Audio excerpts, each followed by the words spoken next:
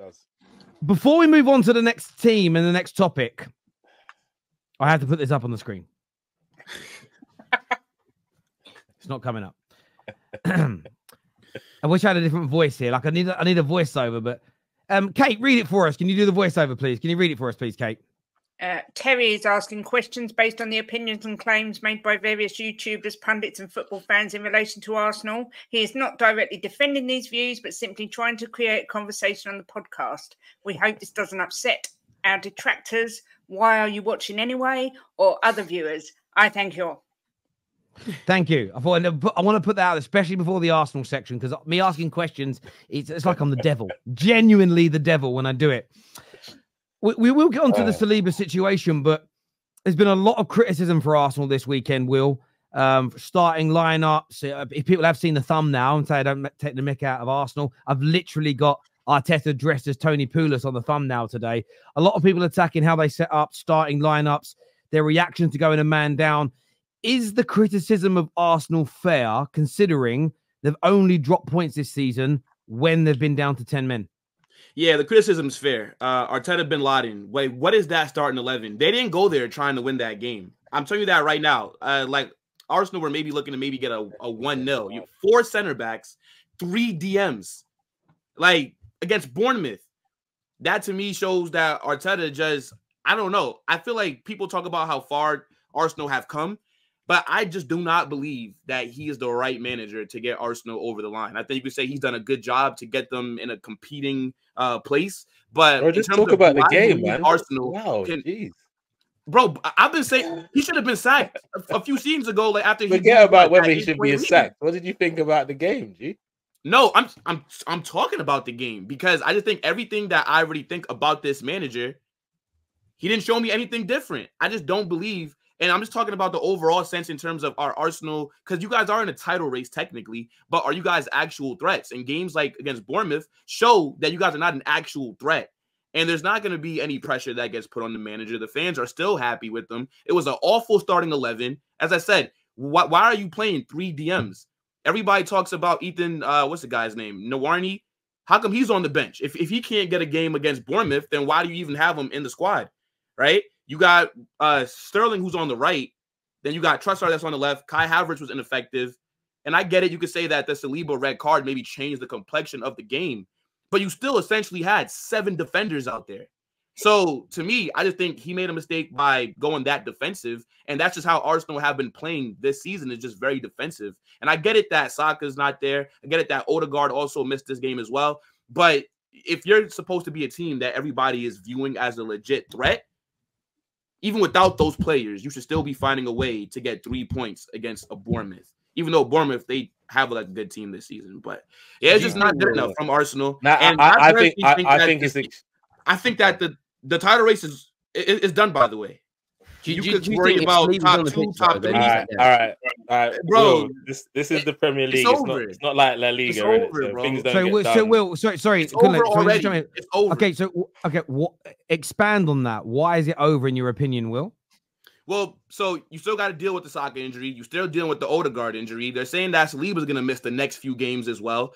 I just don't think that Arsenal squad, aside from the back line, is good enough for them to continue to compete these next few weeks. So for me, I think it's already over. I think like Arsenal, at the end of this season, when you don't win anything again, you got to sack this manager. He spent damn near 800 million, and he has nothing to show for it aside from an FA Cup with Unai Emery's squad. So he's just not good enough. And I think that if you get a different manager, then maybe different results will come for Arsenal. But do you think Liverpool was out of the race? Say it again? Do you think Liverpool are in the race, or it's just City's to lose? Now, I think Liverpool are in the race. I was a little skeptical about them because they didn't play anybody until that Chelsea game. But with the squad that they have, and they have the experience in terms of competing for titles and winning things, then, yeah, you have to say that they're in the race for sure.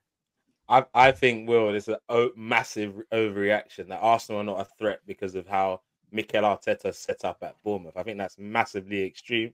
But I will say, I won't lie, I was scared when I saw that starting 11. I was looking around for creativity somewhere. And for me, Arteta, I think but my 2 major culprits for the game on the weekend were Arteta first and then Trossard. So I explained the Arteta thing.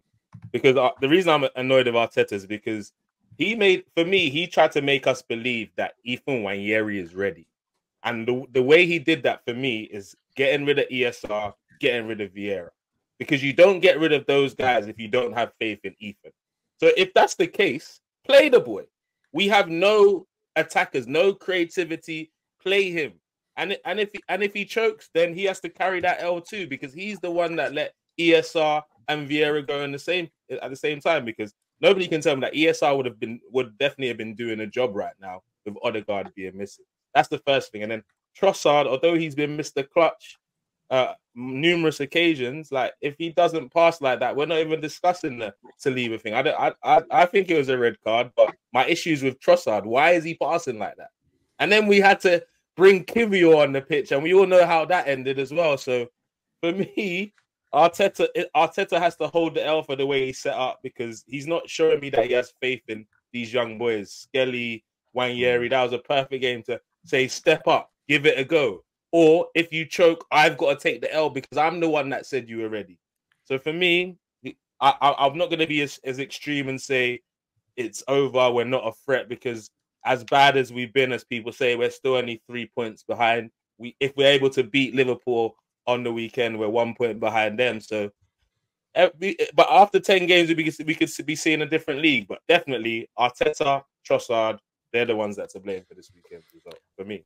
I mean, I would simply just say Arsenal should get better at the dark arts, and because half of the battle with dark arts is doing it so you're not caught. It's not really dark art if you're getting caught every time and getting 3 red cards in 8 games. We're not. You're actually quite bad at it. We're not as good as people claim we are. Again, Arsenal have lost 7 points this season purely through discipline, not through football or anything else.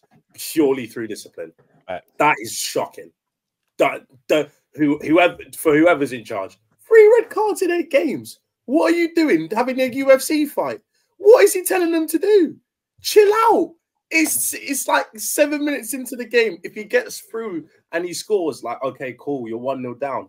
But you would have backed yourselves with 11 men for 75 odd minutes than with 10 men and it's 0-0.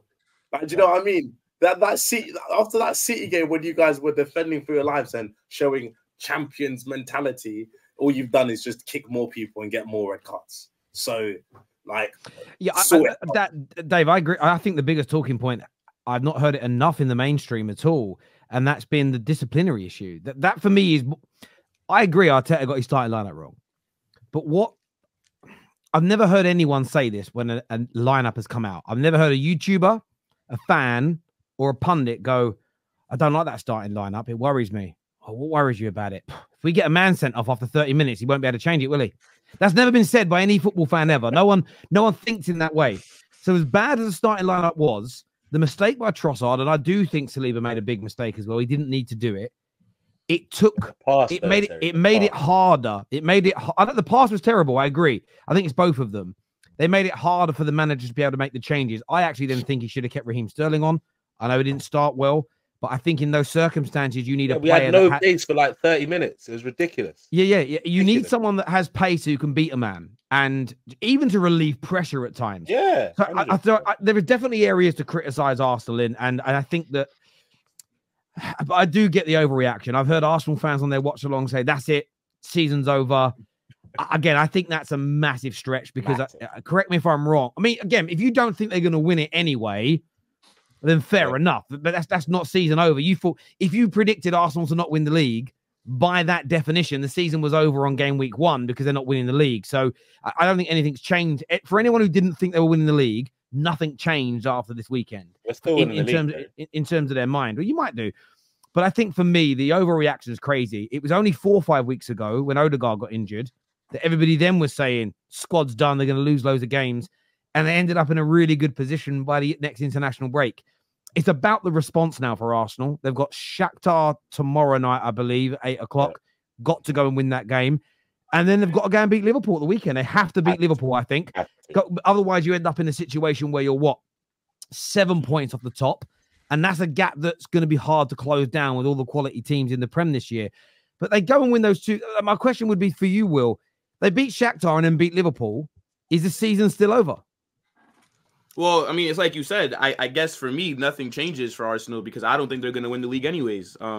But I just think like with you dropping points against a Bournemouth, right? Like similar things is what cost them the league last season, and I kind of think we're seeing the same thing. So yes, if they go beat Shakhtar, which is not really that relevant to the league in terms of, but it's good for the morale. But if they go beat Liverpool, then all right, then I guess you could say, oh, well, see, I told you so. It's not over and whatnot. But I just think like the main issue is that you just don't think we're going to win the league. That's the bottom line. That's how it sounds. Yeah, but then also looking at that Bournemouth game to have 7 defenders. I don't think that Arsenal would have won that game regardless of if Saliba got sent off or not. Like that seemed like a draw written all over it. That's why I said I think Arsenal were just trying to get a 1-0 and just walk out of there with that. But I think Bournemouth could have possibly got something from that game anyways because you had no creativity. There was nothing in your attack. You have Mikel Merino playing as a 10. It's just not good enough. And I don't get why Arteta set up that way. But if we had 11 against 11, then we wouldn't have we could have at least made the change. Let's not forget Bournemouth are the set piece kings. You see that set piece they scored? Ooh, very good. Hey, get them. Hey, they might win the league just on set pieces and mentality because they can't. That's how you do it. That's how you do it. Do you know what though? We're going to call you out for being disingenuous, David. Is your greatest ever team at your club. Now I know you were about 5 years old when this team was winning things, right? You were not even 5, you're probably at 2 or 3 years old when Jose's team were winning things. But the amount of times you guys got through games where it was like close, but that champions mentality got you over the line. It's crazy that a Chelsea fan is criticizing a team for being able to do that. He's a hater. No. First of all, it's banter. Second of all, that team didn't get 3 red cards in 8 games. Thank you very much. Yeah, the Arsenal 2000. That's true. That team definitely had more. That team definitely had more discipline. This Arsenal, and that for me is the bigger. I think the biggest talking point for Arsenal fans is the discipline. I wanted to ask a question on that. I want to throw this to Kate. Do you think Arsenal are being mistreated by referees because of how? No, because and there's a reason I say this. There's a reason I say it. It's not a defense thing here. On the overlap, when they had Howard Webb on, there was a segment where they spoke about another ex-referee whose name eludes me. And that ex-referee, it kind of made Howard Webb a little bit uncomfortable. They said the ex-referee stated that whenever a club, players, or a fan base were giving him crap, he would stick it to them when he had the opportunity to with decisions as a way of shutting them up. And Howard Webb was sort of like, you saw his face, he was sort of like, I don't know what you're talking about type thing. Do you think, I don't think there's a conspiracy, but do you think some referees maybe stick it to Arsenal because of how much their fans talk about it, what the manager says and their behavior? Do you think there's any chance there is a way that's happening? No. It's the first time Arsenal have lost this season, this year. I don't know what it is, but the first time, and there's already conspiracy theories. And I had it in my chat all day today, not from you, obviously, Terry, but I had it in my chat all day. Arsenal fans crying their eyes out. Oh, but we get treated differently to City and Liverpool. Honestly, come on, you lost the game. Saliba was an idiot, even though everybody says that Saliba's the best defender in the world and Romero's a bozo. Saliba was an idiot. He got sent off. It doesn't change that fact, though, Kate. But there's a massive discipline issue at Arsenal. They've had 18 red cards since 2019. That's 5 more than any other team. There has always been a disciplinary issue at Arsenal. I don't know why. I don't know if it's because your manager can't stand in his box for 5 minutes and thinks that he can do as he pleases, and the players think the same. I don't know what it is, but look, I don't think there's any way on this planet that referees are treating Arsenal any different. I think it's a little bit of copium on Arsenal fans' part. At the end of the day, they lost the game. That's it. I hear you on that. I just need to. I've messed up. Before I asked the question, I didn't put this up on the screen, you know, and this is why, not that comment. This is why I have to put it up on the screen, because of comments like this. This is low from you, Terry, honestly. I asked a question and it's low of me, but I told you, that's why I call these people the toaster people, because I wouldn't trust them. The law, they should get a license to have a toaster. Yeah, I don't know do you know what's interesting? I've always said I do not believe there's a conspiracy against Arsenal. Don't think there is. I don't believe they sit in a room and go, we're going to ruin Arsenal today. Interestingly, though, there's a lot of managers over the last 30 years that manage the smaller clubs in the Premier League who believe the bigger clubs get the lion's share of the decisions. And this is what I think is interesting about Arsenal's conspiracy theory thing. If you believe that Man City get more decisions because of how powerful they've become, or Man United in their pomp got more decisions because of it, if you believe that, that means you believe in some type of bias or conspiracy. So therefore, if you believe in one, there's a possibility, logically speaking, now, David, you're an educated man. Logically speaking, if you believe in one, there's a possibility that others exist, right? 100%. So yeah, that's how logic works. So for me, it's a case of what I find interesting about this conversation is I reject the idea that there's bias in any way, shape, or form. I think there's just incompetency.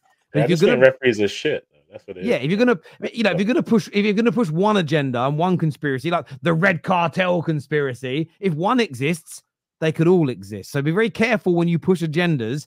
I say it to a lot of YouTubers at the moment. Be careful when you push lies and agendas because you create a narrative that means all the accusations against you could be true at the same time. Logic. But there we go.